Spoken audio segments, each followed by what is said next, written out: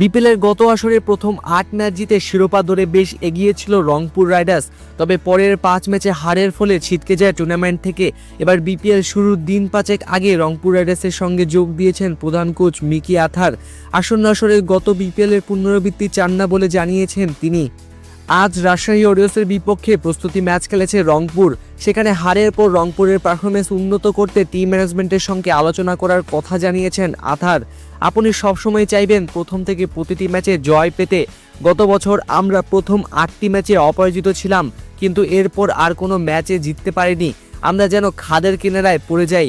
এবছর অবশ্যই এমন কিছু চাইব না। ম্যানেজমেন্ট হিসেবে আমরা বসে আলোচনা করব যে গতবার কেন এমনটা হয়েছিল এবং এবার যেন তার পুনরাবৃত্তি না হয়। রংপুর রাইডার্স আথারের হৃদয়ের খুব কাছের। আমি এই ফ্র্যাঞ্চাইজি খুবই পছন্দ করি। এটি একটি চমৎকার ফ্র্যাঞ্চাইজি। এখানকার মানুষগুলো অসাধারণ এবং মালিক পক্ষ থেকে শুরু করে ম্যানেজমেন্ট সবার সঙ্গে কাজ করা সবসময় আনন্দের। এটি খুব সুন্দরভাবে পরিচালিত এবং সুসংগঠিত। এর অংশ হতে পেরে আমি গর্বিত। দলের সবাই ভালো খেলতে চায় বলেও দাবি রংপুরের প্রধান কোচের। আশা করি কাউকে খুব একটা বাদ দিতে হবে না, কারণ তারা পারফর্ম করবে। এটি কেবল খেলোয়াড়দের সামলানোর ব্যাপার। এতে কোনো সমস্যা নেই। সবাই দারুণ মানুষ এবং দুর্দান্ত খেলোয়াড়। আমি বিশ্বাস করি তারা সবাই এখানে একটি সাধারণ উদ্দেশ্য নিয়ে এসেছে, রংপুরের হয়ে ভালো খেলা। এটাই আমার কাছে প্রধান বিষয়।